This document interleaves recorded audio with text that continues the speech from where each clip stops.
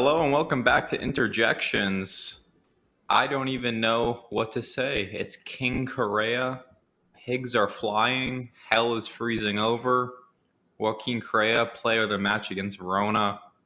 Wow, we're going to talk about it. I'm your host, Andrew. Mikko, Irfan, and Jay with me. Mikko, how are you comprehending the greatest performance of all time? Redemption arc. It's coming. I don't know. I don't know what to say, but let's see if we find some words for this situation. But yeah, let's go. Irfan, I know the question we'll all be asking ourselves 10 years from now is where were you when Correa scored the opening goal against Verona? So where were you? Well, I was sitting at home watching. It's a pretty early morning match for us in the U.S. I will say, I feel completely vindicated in all areas of my life at this point, and I have so many people to thank. I want to start off with a special shout out to Dino, who always believed in Correa, but really, Correa's performance was only part of the story yesterday. Really, there was an anchor in the midfield that made all of this possible with their start, and a very cheeky assist. So I'm sure we'll talk about that as well. But it feels good to be an Inter fan this morning. Say that. You know, Irfan, I think we can come together and agree on something early in this podcast. We both think Aslani is an anchor. We just think he's a different kind of anchor. Not anymore. Jay, what's happening? I ain't talking about shit. I just want to. I thought you were giving a shout out to Dana White for a second. Oh no. I wanted to. Jay is rendered speechless by having nothing negative to talk about from a match. No, I was going to actually begin by saying congratulations on a highly successful episode last week around. Of course, Andrew, Mikko, and Bernhard gave us the most exhilarating edge of your seat podcast of all time. A deep dive into the cavity of Inter's finances, and it turned out surprisingly entertaining. So my thanks and congratulations. I promise you all, no finance, no accounting, no math in this episode. We're back to ridiculous takes from Jay, Aslani loving from Irfan. This is what you signed up for, and we're here to give it to you. So when you're a club of Inter size, you usually have one or two of these games a season where it's a training exercise. You route someone. And I'm going to be honest, I don't think anyone was expecting it to be yesterday, because when we saw these lineups pre-match, people were freaking out. They said no Lautaro. They said, we're starting Correa, who is basically a meme at this point in his career. DeMarco starting on the bench. People were worried, and I was too. And really, there was no reason to be, because the suicidal high line Verona played, it didn't even give them a chance. They conceded 3 early goals, all of the similar variety of us just beating this high line and beating the keeper one-on-one. And from there, it was a laugher. And we had some flexibility.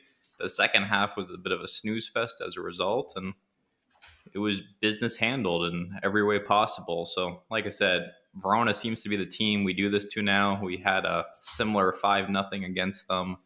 I can't remember if it was last season or the season before, but we've had their number lately. You have to start by talking about the player of the match, Correa. Like I said, this guy is a bit of a meme at this point in his career. He hadn't scored for Inter since against Benfica back in the Champions League run when we made it all the way to the final. He hadn't started for Inter, and I can't even remember how long. We had tried in every way possible to get rid of this guy, and all of a sudden he's starting a critical Serie A match and winning a player of the match performance. And he looked good doing so. Beyond the goal, he also had the nice assist. He had the sec. He hit the crossbar late in the match, and you've got to give the guys flowers. So, Irfan, I'll turn it to you. Give Correa some flowers. Yeah, he played really well. He almost scored another goal, like you mentioned, at the end. But he was active. He was engaged. He was linking up really well with thuram. And I don't know. I mean, everything, just the movement, the vision overall, I thought he played really well. And it was certainly a surprise. Last week's episode, you all talked a little bit about how Correa might have been our worst signing of all time. And obviously 1 or 2 matches isn't going to change that. But for him and for Inter, it was really nice to see him play so well yesterday, especially with Lautaro struggling the way he has been recently for us.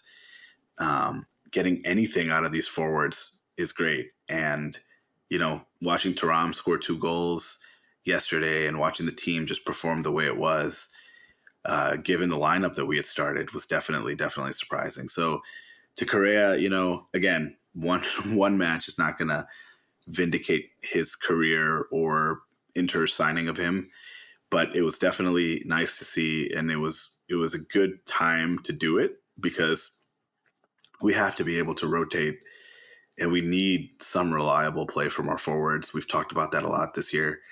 And the fact that he was able to deliver, I do give him a lot of credit. And honestly, I'm not pretending that he's sitting here listening to interjections, but I'm sure he's aware of all the criticism and all the kind of ridicule that he gets among Inter fans.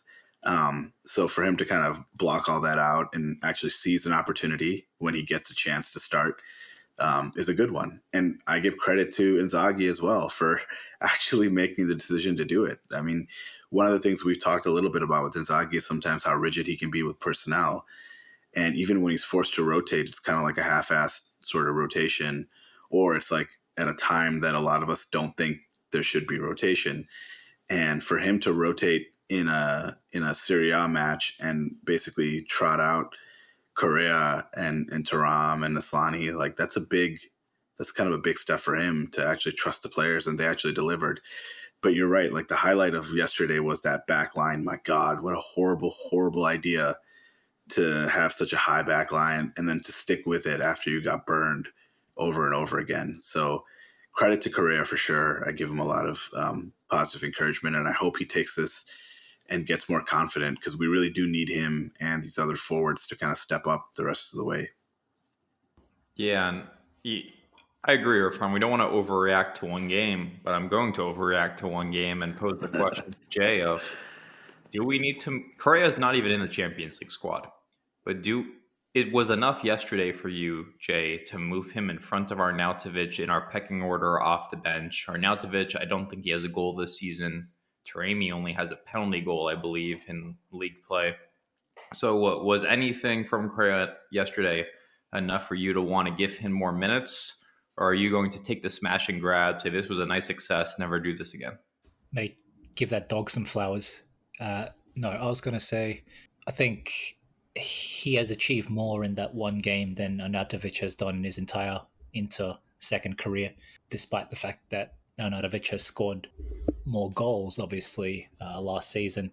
I don't feel like any of his performances have ever been just all round quite as good as the way Correa was yesterday. I thought we saw a uncharacteristically mature performance from Correa in that he just did everything right. It was in some ways a perfect performance. He's never going to be like a pressing machine like Lautaro or Taremi, but he held his shape defensively. He dropped back deep here and there to help move the ball forward at times. That's how he assisted Thuram's first goal.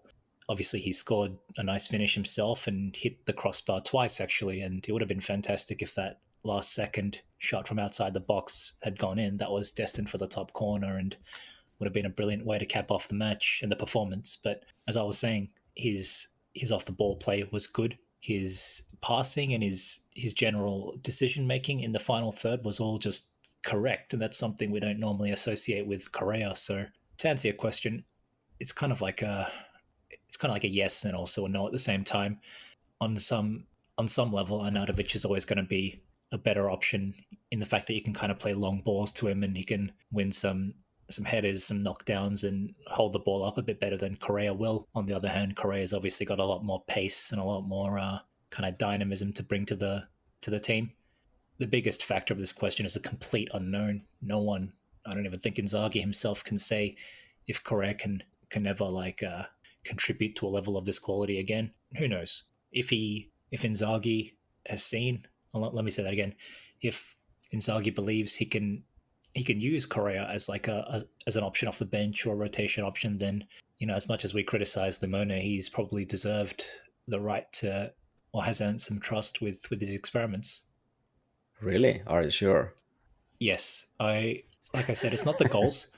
It's not the goals because Arnautovic has empirically scored more goals. Obviously, I think Arnautovic has scored like 5 goals since the time he came back, but his involvement in the games were fairly minimal, other than the goals. Whereas I always give more kind of precedence to a player who's involved in the build up and the overall kind of flow of a game rather than the guy who just puts the ball in the net. And obviously, yeah, goals win you games. That's why strikers are the most valuable players, and that's why the guy who scores the goals is always going to get the most flowers. However, like I said, for me, it was really important that Correa did everything else right. His decision making was correct and mature. You could see purpose in every dribble, in every forward pass, in every attempted link up, attempted run. Everything he did looked purposeful, and like I said, that's really not the Correa we're used to. Where we're used to expecting the exact opposite, where he kind of doesn't have a clue what he's doing, and it just looks like he's reverting to this factory mode of just head down and dribble into a corner with no outcome. But yesterday was an all-round performance far greater than anything I've seen from Arnautovic in his time. I'm glad Correa won the man of the match as opposed to thuram, even though obviously thuram scored the 2 goals. And as Irfan said, it was nice to see all the teammates, celebrating for Correa, giving him shout-outs on Instagram and reposting his photo and all that kind of stuff. That's always good to see, that kind of team spirit. Even Steven Zhang was supporting. Got right. A shout out from Steven Zhang. So there you go. Inter's most important cheerleader. Yeah. Yeah, that was an interesting question. Should we or should Inzaghi switch Arnautovic and Correa in the Champions League list, because he can do that after January, so it's basically just the knockout matches. So then it comes to the decision what kind of a player you rather want to have there. But I kind of agree that this performance by Correa was much better than what we've seen from Arnautovic. I'm not gonna claim for his whole second career at Inter, but at least this season Arnautovic hasn't been like he seems to be quite moody and low on self-confidence, and that's not something you want from your player, who you should be kind of depending on, especially in the Champions League. Well, okay. Any match, but like these kind of high pressure matches like Champions League. So yeah, that's a good question, and I wouldn't be totally surprised if Correa is put on that list instead of Arnautovic. But yeah, time will tell. Will Correa get more minutes after this performance? I would guess yes, but let's see. I want to quickly comment on the match. We didn't, like Jay mentioned, we didn't talk about this match. We talked other stuff last episode, so we didn't preview this or made any predictions. And I had this usual feeling of this is gonna be a cagey away match. Usually these Verona away matches have been a bit tough ones, even though we mostly won them. And was it 2 years ago or 3 years ago when we won 6-0? But apart from that, they've been usually like one goal wins, or sometimes 2, sometimes draw, but not easy ones. And how would I say it? I expected a cagey match, and right from the start it looked a bit that this could be a cagey match, because I think Verona, they defended pretty well. They didn't let us like attack their box too much at the start, and they had these few counters. If you guys remember the one where, I don't remember the right winger's name, but he got away from Bastoni, and then they got a pretty good chance on the box where the Verona guy hit the crossbar or post or whatever, and that moment was like, okay, this gonna be not an easy one. But then we saw what we saw, and was it in 15th minute or 20th or something when Correa scored his goal, and then pretty soon after thuram scored his 2 goals, and then it was basically over, and the high line really burned Verona this time. But I felt before the match it's going to be a lot harder than in the ended up being. And then the goals kept just coming, and it was was it like 40 minutes and 5 goals, and like Yeah, it was basically over by halftime because of the goal onslaught. yeah. I would say that I don't know, maybe they just like Verona just stopped believing, and then we just got those few goals. Maybe a bit lucky, but like everything was going in our way after the two Thuram goals, when we got two more. The Bissek's top corner finish. Yeah, which was at that point, they just like get fucked. You know, they'd given up after the third goal, but when like that Bissek goal went in, you could just see them like utterly in disbelief. And I just want to interject by saying that you made a good point about Arnautovic's his moodiness this season. I've noticed it a lot, and I mean, he's always been like that, and it's not like it didn't happen last season. But I thought it would have kind of, or rather, I thought it, you know, his edginess might have eased off a little bit after him finally winning the Scudetto. You know, it felt like, you know, the story come full circle, right? Leaves the club as failed potential essentially, and then comes back a grown ass man, an Italian champion. So it felt like he was vindicated to a degree. But this season, like you said, he's been moody. He just seems, even last night, he was like throwing his hands up in frustration after an attack broke down. It's like, dude, relax. We're winning 5-0. You know, you just bring in the mood down for no reason. And I've seen that a lot from him this season. So those kinds of things really sour me towards a player. And, you know, as bad as Correa has been previously, I never saw any outwards lashing out of frustration that might bring his teammates down, you know? So if temperament's one thing, then you got to give it to Correa. But Yeah, I thought Correa played with a certain freeness yesterday where after he scored the goal, he got the ball back and he immediately was trying a backheel pass. That shot he tried late in the match from outside the box, there was a certain sort of nonchalantness about it, yet it came so close to scoring. So maybe there's something about Correa just knowing like this is it. This is his final stand. He's on his way out of the team and he's playing with a bit more freeness. He's no longer has any pressure associated with being a $35 million transfer. And I can't explain it for Arnautovic. I mean, I never thought much of the guy, but his just mental instability is clear.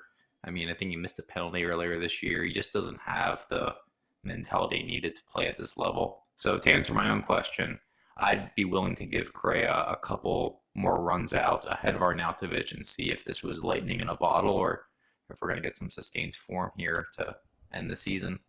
Agreed.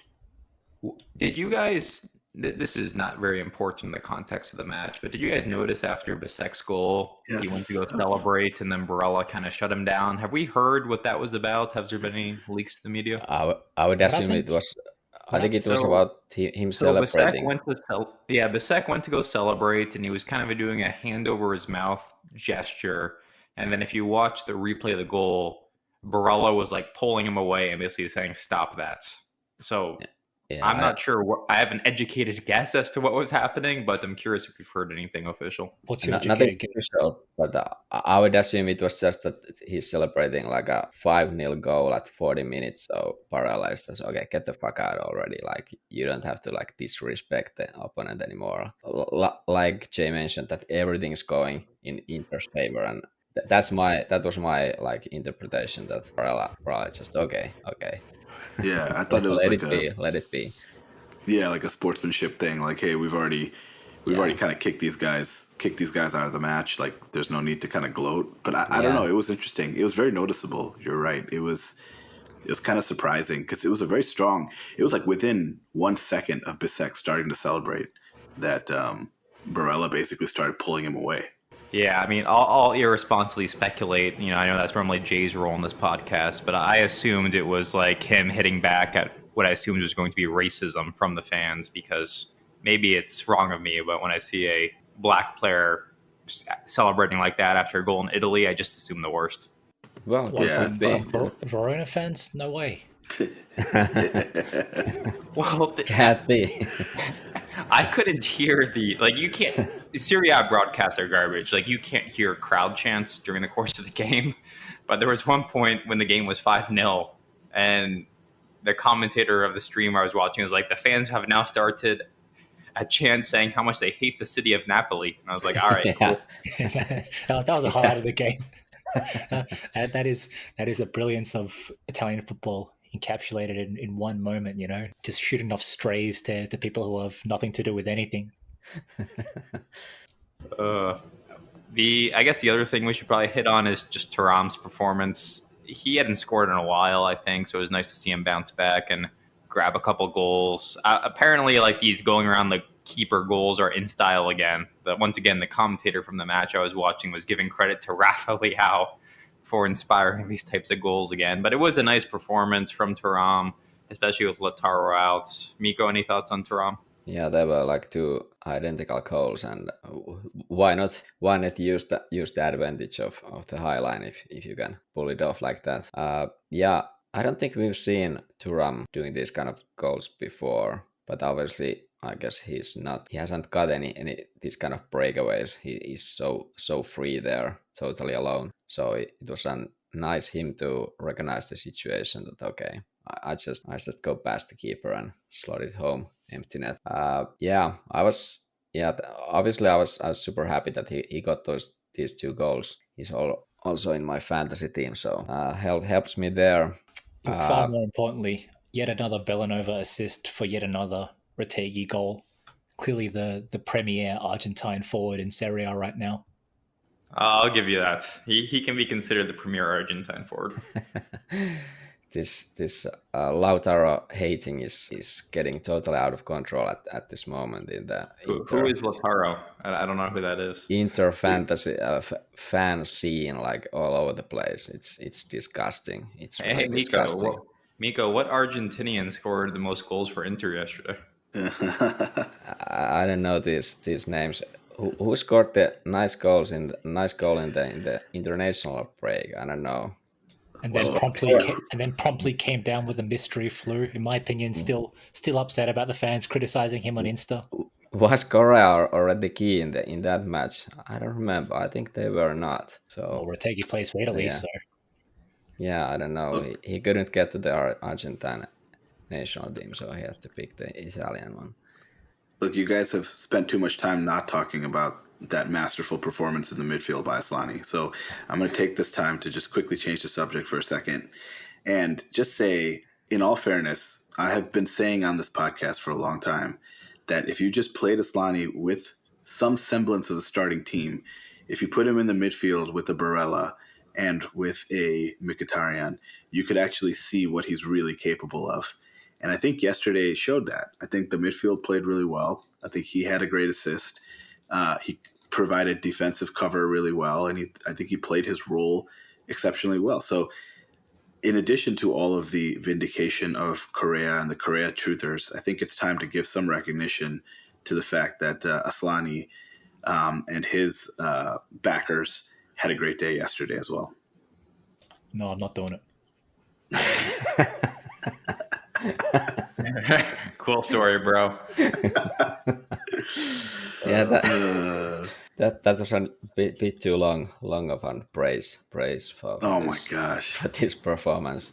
I mean, yeah, he was good, but I'm not sure if this Verona was any kind of a measuring stick for this. Oh wow! Now we're gonna talk about how Verona's not a measuring stick after we praise Correa's career redemption arc for 15 minutes, and then we talk about Thuram doing his best Leao impressions. But we're gonna talk about how the opponent was so poor. Okay, but look, in fairness, I will say one more thing really quick, which is, man, Bisek. He's got something, man. I'm really worried that we're gonna sell this guy. I don't think he's gonna be at Inter much longer. Partly because of what you guys talked about in the episode, last time with Bernard. Like I'm like really worried that we're gonna sell this guy. Bernhard Sanders. Yeah. But back to Asllani. Did you see what happened when when this who was the right winger got the ball at early stages when they got the things that shot the crossbar and did you see what Aslani did there? He didn't do much. He was fucking jogging there and lost his man completely. And if they scored there, you know, it would have been a cagey one, and I did see that. I saw that as soon as that shot went off by Verona, and I saw like Aslani was like 5 minutes late getting to the guy who made the shot, and you see that number 21 in the screen after the shot goes off, and I'm like, oh, come on. Of all the things, let's not do this. You were certain that you're gonna hear about that. Oh, for sure. I thought maybe the 5-0 would kind of erase that, but it's nice to see you still remembered it, Mikko, because I'm sure most of the Aslani haters remembered that as well. But okay, it was a nice match, but by Aslani, but yeah, let's not exaggerate these kind of things yet, except Correa. but yeah, I wouldn't exaggerate with Correa either. I'm on a general level, I really dislike the guy, but this was really good one, and I think he's been a bit better whenever he's played this season. So maybe he has something. He has found something in his game. Let's see how it's gonna continue with him. The most interesting, obscure, the second half was like a fever dream in that I couldn't tell you a single thing that happened in it. But I can remember an ill-fated moment where Inzaghi switched out of a 3-5-2 and he tactically went to 4 at the back because I honestly don't really know why, but we got a Buchanan season debut. We had Darmian switch over to left back. It was a strange sequence of events, but it is interesting to see what are we going to do with Buchanan now that he's back and how much we're going to rely on Darmian on the left versus, I thought yesterday was a prime opportunity to get Palacio some minutes. Apparently Inzaghi didn't agree since he left him parked on the bench. And I don't know. This is one of those things that always just irks me. Like, why are we giving minutes to someone like Arnautovic? Once again, not position for position, but we're giving minutes to like a 35-year-old player who we know what they are versus you're basically training at this point. Why not give minutes to someone who desperately needs minutes in the first team? But anyway, Irfan, any thoughts on Tajon Buchanan's return to the team? Absolutely not. It's going to not make a difference in any capacity. At this point, as far as I'm concerned, Buchanan's most important role is that of a club ambassador to see if we can sign Jonathan David. That's kind of the sole purpose I have for him at this point. Again, not to say that he's some irredeemable shitty player or anything like that. I just have extremely low expectations from him because I still don't really understand where he's going to play and when he's going to play. So I guess Inzaghi might have some master plan for that, but I'm glad to see that he has healed. So we have just another body available. But in terms of expectations on the pitch, they're very low. But expectations off the pitch, sky high. I need him to come through and deliver his fellow Canadian teammate, Jonathan David, and convince him to come to us rather than some sinking ship like a Man City or a Barcelona or whatever. Buchanan did torch the Verona defender a couple of times and just sprint past him. Yeah. He almost had an assist for, I think, I don't know, it might have been Correa or something, but I think it was Arnautovic, but he did okay in his cameo, as insofar as the situation was what it was and that the game was finished as a contest and that Verona was barely trying. He did as well as he could have. So encouraging to see that he's actually fit, but obviously I agree that the player himself is a wash. And I actually thought we had when Inzaghi made that tactical switch, I actually thought Mkhitaryan was playing at left wing back for a little bit. Yeah, that was before Buchanan came in. Right. So, I heard someone say that they thought Fratesi was playing at right wing back for a little bit. I couldn't tell. Like, to be honest, there was not a lot going on through the flanks, wasn't there? I mean, like it was like Darmian went to Pisek's position, and Pisek went to the central position. De Vrij went to left, and I'm not sure. But we still had Augusto. Like Augusto played 90 minutes, didn't he? No. No. He came out. No, he came out for Okay. Buchanan. Yeah, he came Yeah, out for yeah, Buchanan. Well, yeah. And speaking of then Augusto, he was probably the most underwhelming player last night. But yeah, He's regardless, still recovering from his surgery. Come on. but it was great to what see is that he's his back fucking now. his fucking hair transplant surgery, That's right. his hair grafts.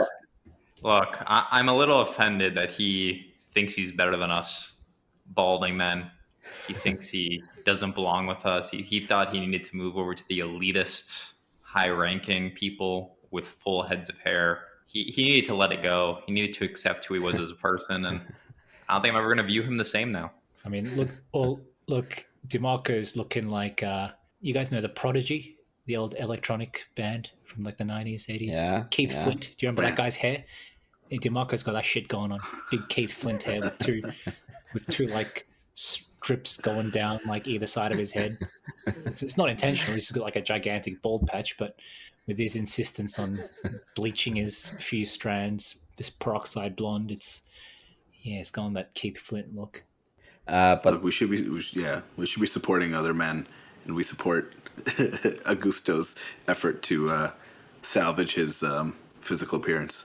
That's right. Men support men unless they're bald. Men support men. Exactly. Oh. Do you think he went to Turkey for that thing? That looks like high quality stuff. I just feel like he had to have gone abroad for it. or is it like a week or something? It's definitely not a wig. I'm sure Hakan hooked him up. Hakan probably knew some people. Hakan knew a guy. I think Hakan did it himself, didn't he? Yeah, I don't know. I thought Hakan did as well previously, but what do I know? I have no interest in these things being genetically superior. So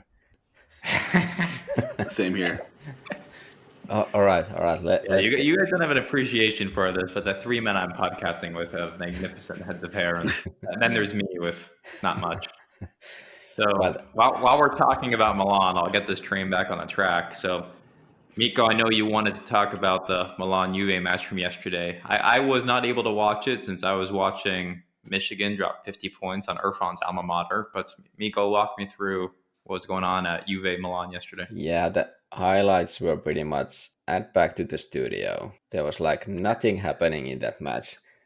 It was probably the worst match I've ever seen in my life. I don't know. Really poor like an advertisement for Serie A. What the fuck, really?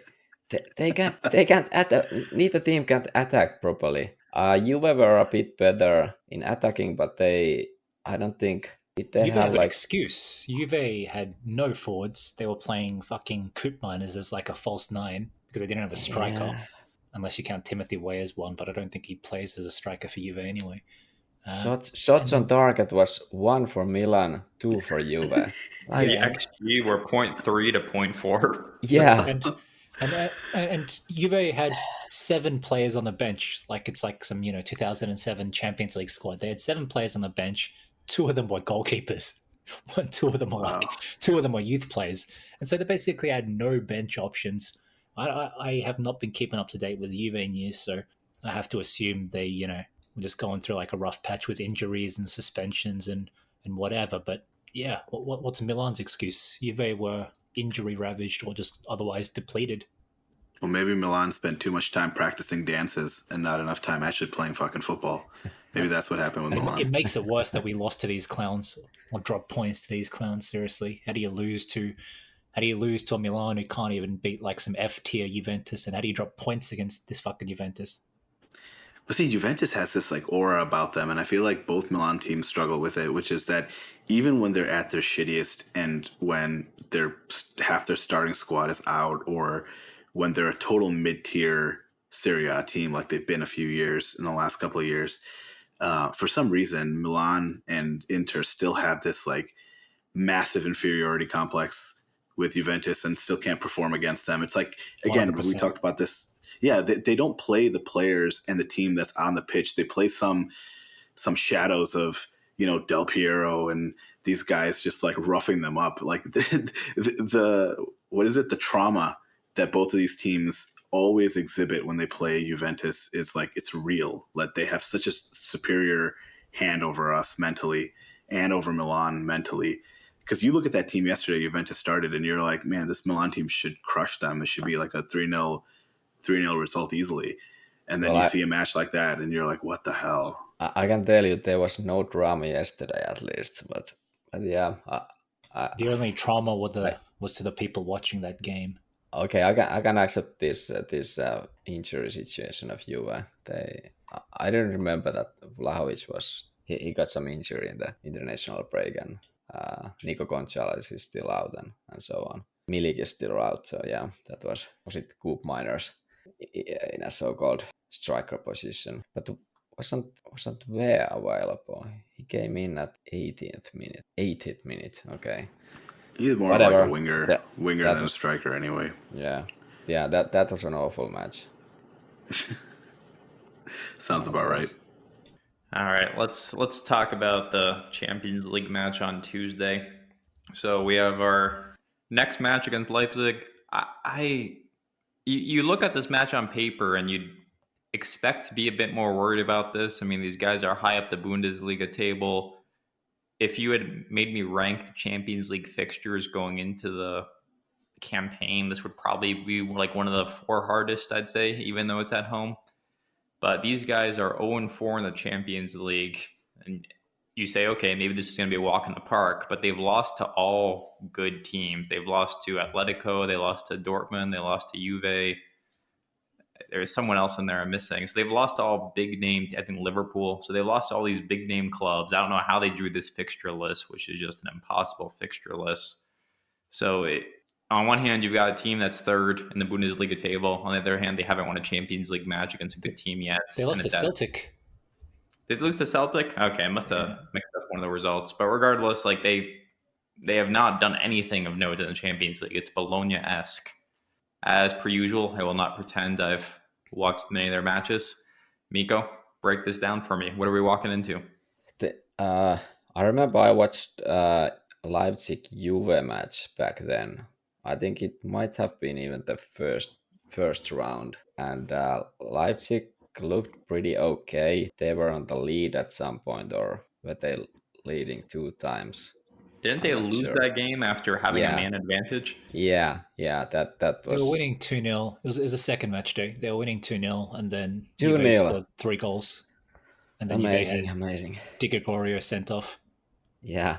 That was. I don't know. Hard to explain. But yeah, they haven't done well.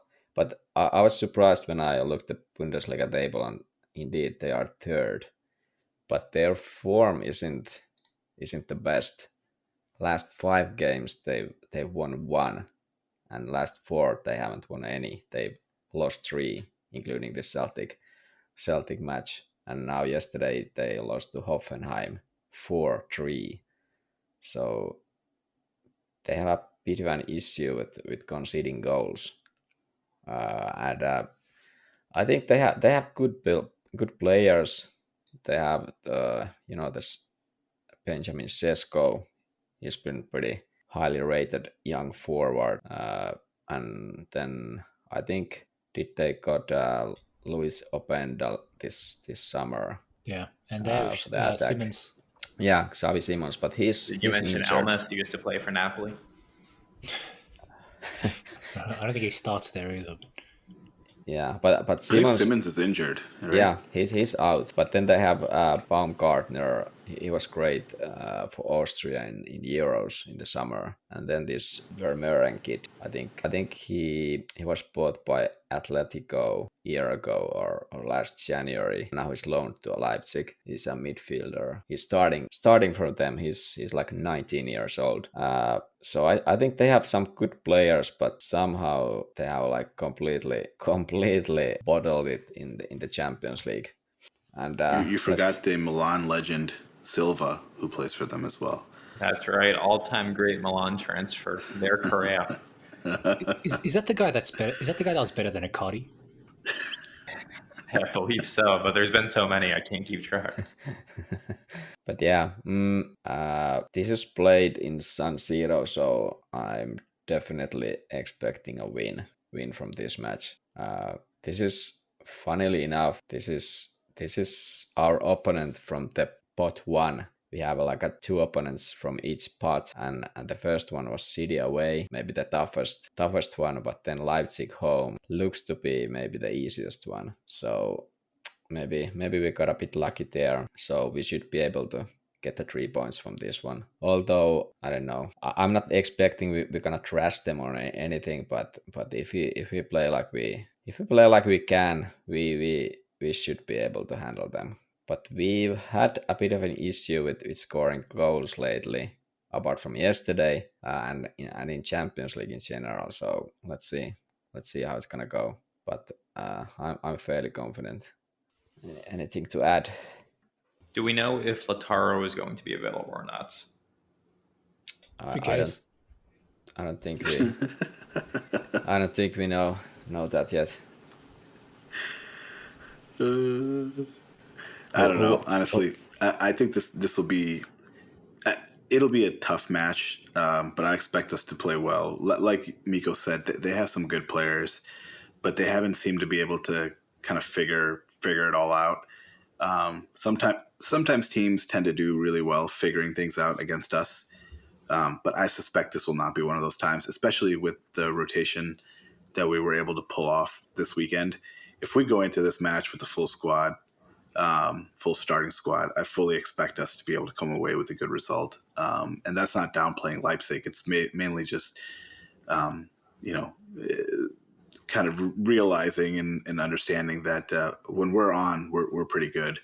And in the Champions League this year, I think we've been making it more of a focus for us. So I expect a good result against this team. I think that's an interesting take that the Champions League is the focus this season. I've heard that from many places, and still I feel like Inzaghi is almost like rotating in the Champions League. Like he's using most of our starters in the league matches, and then in the Champions League he's using Taremi and Fratesi and Zielinski and Augusto. I think more so than Inzaghi. I think Inzaghi's probably still focused on the league or trying to balance it, but I kind of feel like the players seem to play better, more focused in the Champions League matches. I think it's more the players than Inzaghi. Well, that's a point. Yeah, that could be. It feels like we're still dealing with some injury stuff. I mean, Lautaro may be out. Cherby, I assume, will definitely be out after being subbed off yesterday during the game. He's going to be rolling with DeVry again. I assume Hakan's going to be out. So the team's just not quite fully recovered, and you would have hoped the international break would have been a chance for things to right size from a health standpoint. But with Fiorentina next week, and then I don't know, if we're talking about what game matters more for the course of the season, it's definitely going to be Fiorentina, given how good of a spot we're in the Champions League. I'd be willing to err on the side of caution here and rotate a bit more heavily than normal. But we just don't have a ton of options. So I expect Pavard will be back in the starting lineup. I expect DeMarco will be back in the starting lineup. And then the question just becomes who's playing with Thuram up top. So for those of, not us, I guess, for those listeners out there who might not understand exactly what that means when you say that we're in a good position in the Champions League, are we? Like, I still don't really understand. Are we pretty much guaranteed to advance to the next round at this point, or this fucking guy? Does this match matter at all? I have no fucking idea. Why'd they have to change the format? It's the format I grew up on, for God's sake. Oh my God. I don't like change. So I think at this point we are all but assured of spots in the next rounds. As long we can't lose every match the rest of the Champions League, but as long as I'd say get like one more win, we're pretty much guaranteed a spot in the next rounds. What we're really fighting for is to get what the Americans call a bye, which is that the teams ranked 9th through 24th, we've said, have to play like a one-round elimination, a two-leg elimination rounds against each other, whereas the top 8 seeds get that match day off, and we'll get to wait for the winners of those rounds. So you want to be in the top 8. We probably need, Mikko, 2 more wins to guarantee ourselves a spot in the top 8? Yeah, something like that. It's like 60 points basically guarantees, and we have 10 at the moment. How many group stage matches are there? Because we've played 4, right? Yeah, There there's are four left. four more left, so we need 2 wins from 4 matches. So the toughest match left in the Champions League is going to be away to Leverkusen. I think if you're talking about Mikko's budgeted losses, you can budget a loss away to Leverkusen if you want. But then you have 3 pretty straightforward matches. We've got this match coming up on Tuesday. We have Monaco at home in the last match day, and Spartan Prague or Praha in the 7th match day. So like none of those matches will be nearly as hard as Leverkusen away. So if you need to identify 2 to win, like this is probably one of the easiest ones left. But you're probably going to be. We should be good to get that. I'm just going to call it a bye straight to the round of 16. Okay. Yeah, that's more money, and more than anything what Andrew mentioned, we can skip that one extra knockout round. So that's the most important thing, getting to top 8 position.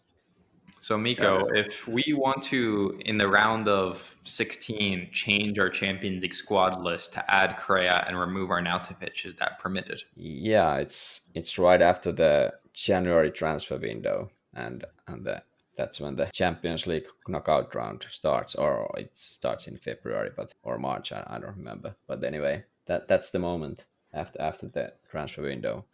So All I'm saying is I'm looking forward to Correa scoring against Barcelona this season in the Champions League. I can feel it coming. maybe it's there. Maybe it's there. You can just hear the exhaustion in Mikko's voice. He's like, I'm going to have to tolerate these idiots again. Jay, anything you want to add about this match? Do we not play Leipzig fairly recently? Was that fucking Salzburg? I think you're confusing them with Salzburg. Yeah, it was Salzburg. I think it was last season. Yeah, didn't Sanchez score a penalty or something? Oh no, he didn't score a penalty, but I think Sanchez scored and we won 1-0, if I'm not mistaken. Well, lautaro actually scored a penalty. Did you guys see there were reports that like this Red Bull group wants to buy Torino as well? I did.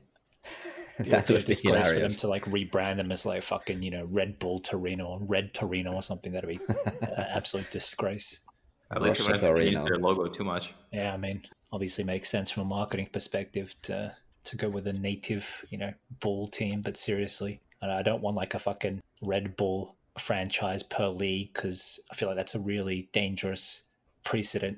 And I don't want like, all these other fucking mega corporations doing the same shit. I don't want to see like, Nike Milan and Nike City and Nike United and all this trash in the next, yeah, I can totally see it being a thing in like, 2155 season or something like that. Just feels like some dystopian future, dystopian future ball where the teams play 95 games per season and have a roster of 60 players, and they're all corporatized. I can see it in my nightmares, but I really hope it doesn't happen. Yeah, if they change their name to Blue Bull, I'd be okay. I'll tell you what, it's going to be, potluck kind of thing, depending on what kind of corporation buys your team. So really hope it doesn't end up going that way. But yeah, I fear it will. Can you guys not see that in the future? Oh, it's going to happen for sure. It's going to happen for sure. Because you got private equity in there already. Yeah. You've got private equity in there already. So as soon as they figure out a business model where they're actually making money sustainably, corporations will go in on it too. We'll become Inter Goldman Sachs or something like this, considering how much money we owe the banks. To speak of this match, or to go back to this match rather, though, I expect us to win. I don't think it'll be a particularly high scoring affair. I'm hoping for like a 2-0, but I can see a 1-0 or 2-1. I think it's going to be a bit of a cagey affair, because there's this expectation for us to win, against teams like Arsenal and Man City in particular. There was something to prove against these English giants with a lot of media attention on them. But with, teams like Red Star, for example, obviously the gulf in quality is too high for them to realistically be that much of a threat to us. And same with Young Boys, who actually made the game a lot harder than it should have been, to be honest. But this game, obviously, much easier than Arsenal and Man City. Obviously, much stronger, at least on paper, than Red Star or Young Boys. So in some ways, there's they're in that kind of middle ground. We're not expected to lose to them in the some way in the way that some people might have been expecting us to lose to Man City or Arsenal. We won't be expected to destroy them like people are expecting us to destroy Red Star and Young Boys, but we're still expected to win. And I think games in that kind of vein are always going to be the most difficult because not only is there a pressure and a certain weight of expectation, but I think there's a risk of complacency as well, and you just got to be careful of that. So I'm expecting a tough 2-1 victory. Irfan, what's your prediction for this one? Honestly, I pretty much agree with Jay. Everything he said. I think it'll be. Look, they're a formidable opponent, and it's a Champions League match, so I don't expect the kind of shenanigans that we were able to pull in the last league match in this one. So I agree. I think it'll be a little cagey, but I think we'll be in control. It'll just come down to how well we finish, which, is always a bit of a toss-up. So I'm also sensing like a 2-1. I think Thuram will score again because he's kind of streaky like that. And I'm going to give another one to Barella. So Barella and Hakan, 2-1 win. So you had Did you say both. Barella and Hakan or Barella and Thuram? Oh, sorry, Barella and Thuram. I was debating between Barella and Hakan for the goal, and I gave it to Barella, but Hakan was still on my mind. So yeah, I'll go with Barella and Thuram for the goal. 2-1. I was fully expecting an Asllani goal prediction, but glad we avoided that mess. Nico, go ahead. Would you You start guys have Asllani? stifled me enough. Are we starting Asllani in this match? I mean, obviously, No. I assume so, just based on who's available. who is Wait, Hakan's available? not though? available? I'm assuming not Hakan, and then I think he trained with the. I saw today that he trained with the group, so I don't want to rush him back if that's I think what it is. But he might play Zelensky instead. Zelensky, Barella, and Mkhitaryan. yeah, I don't think he's gonna play Asllani. Asllani played 90 minutes yesterday, right? I think he did. He sure did. He sure did. He secured the win. far too much enthusiasm for that standard question. 5-0. 5-0. Check the scoreboard. Yeah, but yeah, I think Çalhanoğlu will play. I think Inzaghi is. He usually does that. If the guy is training there, he's just gonna use them and not worry about the injuries. I feel that way. And then they always get injuries in the international break. Someone. Yeah, I'm gonna go with 3-1. We're gonna increase our Champions League goals by 50%, and then we concede the first in Champions League because we give away some breakaway or something like that. But yeah, let's go with. I'm also gonna give goal to Thuram, and then DiMarco will get one, and then Dumfries. The wingbacks will secure the win for us. What about you, Andrew? Do you have? yeah, I'll give us a 1-0 win. I'm expecting something a little sloppy. Big Fiorentina match later in this week, heavily rotated side just because of injuries. Give me a 1-0 with a Thuram goal. I really hope we don't overexert ourselves in this match like we've seen a couple times now where we've had these big midweek Champions League games and we've had absolutely nothing left in the tank for the following Serie A match. This just feels like this isn't important enough of a match to fully extend ourselves. So I'm going to hope Inzaghi plays according to plan. Give me a 1-0. What's our Jay's hot betting tip for the week? I'm going with Man City Feyenoord. I'm going to say the Man City rut of 5 consecutive losses continues, and Feyenoord sneak a 2-1 win with a late goal coming after the 90th minute. Is it Feyenoord home match? No, it's Man City at home. Okay, that's a bold one. And very specific. I like it. Well, I mean, there's been some. I'm just saying, right? I've been making money for some of these people here, with some of these predictions. I've called many big results in recent weeks. So if you're a financially educated person, then the most sensible thing you can do is to bet money on these tips. Let me tell you what he's actually thinking right now. It is Slovan Bratislava 0, Milan 5. That's also Possible. a very good pick. Well, I'm ready. I'm ready to liquidate my crypto portfolio and put it all on put it all on Man City losing again. So That's right. Pull out that 401k. If I'm in. If 401k is what I think it is, because I don't know what you fucking Americans call it. I have a feeling Irfan's 401k is a bit larger than his crypto portfolio. Just an educated hunch. Correct. Absolutely But correct. but about the Champions League, Irfan, I suggest you start following this the standings of the Champions League. There's one big standings and everyone's there, so you can follow other matches too, and they kind of affect Inter as well, because you can follow like how Juve is not winning or Milan is not winning. Well, they've been Yes. I winning did see last that. two. Yeah, so I did see that, and I also saw Brest in the top 5, and I was like, probably too early to tune into these standings at this point. yeah, there's Monaco also and Sporting and the top. So real quick, top Mikko, 4. like the Italian clubs, who is going to advance to the next round right now? Is it everyone except Bologna? Yes, I believe everyone. Well, Juve has, I think so. Juve has 7 points. Milan has 6, but Milan has pretty easy schedule from now on, so they might even do top 8.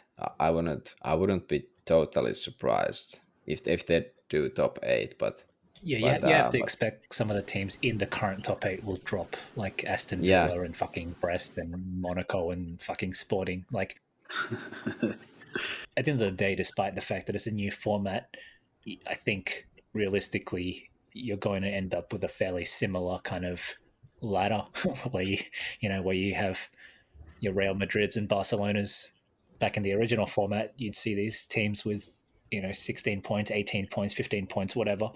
They're always the same names, right? Barcelona, Real Madrid, Bayern Munich. Remember when Bayern Munich went like 40 games without losing, or 40 group stage games without losing in the Champions League or something mental like that? So it's going to be more or less the same thing here, I think. So yeah, there are big teams in the middle chunk of the Champions League: Bayern Munich, Juventus, Man City, Real Madrid, Atletico, and the greatest of all, Milan. And so you have to expect that these teams are going to surge upwards, and the top 8's going to be more or less the same as it always is. Hopefully we can embed ourselves in there moving forward. I don't know if any of those teams can knock off Brest, though. We'll have to see. Or mighty Aston Villa.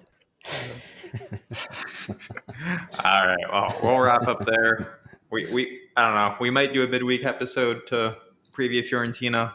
I guess we're going to plan to do that, so we'll catch you all midweek, and see you all then.